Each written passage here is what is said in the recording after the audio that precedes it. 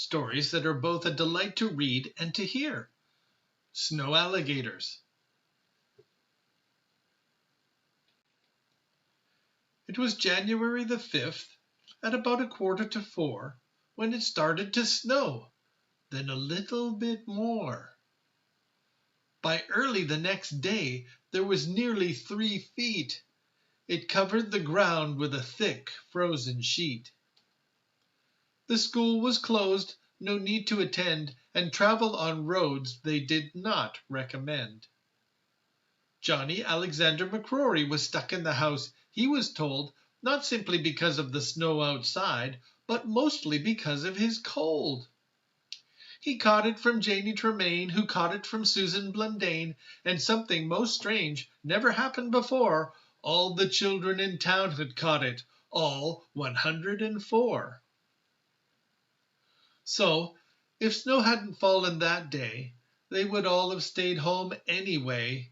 Indoors is where they all had to stay. The snow was there waiting, covering sidewalks and roads, expecting the children, no matter how cold, to rush out their doors and roll in the white. Always, that's what is expected and right.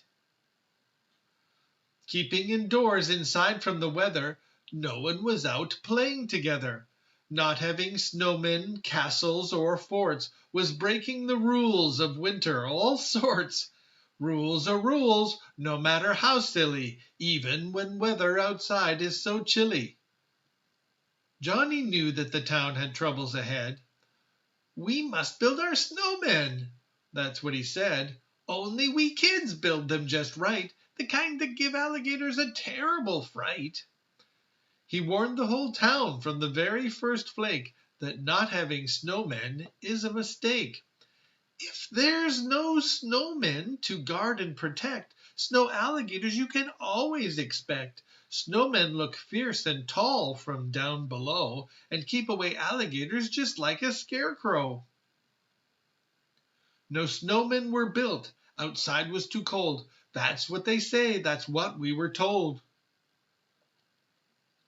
In backyards and front yards, under bushes and trees, no snowmen were found, just lots of deep freeze. When there are no snowmen, we know that they'll come, even though we don't know where they come from. Under the snowflakes, unmarked and clean, that's where they hide, because they're not green. Where no tires, nor boots, nor skis have left trails, whatever you do, don't step on their tails. The mailman won't deliver our mail. Somebody said, "He stepped on a tail." They sneak in the snow with bulging eyes and white snout to give you a scare. You better watch out. I've heard that they follow children around, stealing their mittens, scarves, and toques on the ground. Children often lose these deep in the snow, and the snow alligators snatch them below. What they do with them then is not very sure. They might use them as bait, like a fisherman's lure.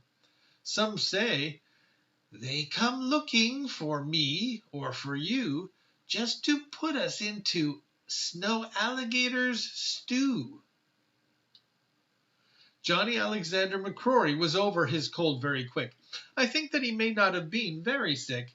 He was the first outside, first in the snow, and built 4 large snowmen, all in a row. He then built a fort, as it's best to prepare. The fort had a flag warning, "Snow alligators to beware." It might seem like just some kind of silly story, but not for Johnny Alexander McCrory. At the end of the day, he went straight to bed. "I'm tired from saving our town," is what he said. We can only guess what happened that night. From Johnny's backyard came a terrible fright. There were crashes and flashes, scary stuff in the dark, so scary that the big dog next door didn't bark.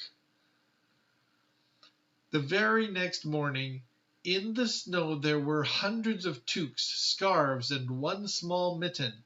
The snowmen were still in a row and unbitten. For some of the neighbors, it's all very hard to believe, and others are packing their things just to leave. Look very carefully while out in your sled. It's best to see snowmen and not something unfed. The rules of winter must never be broken. With the first winter snows, you must always build snowmen. If for some reason you don't really care, then out in the snow you may have a great scare.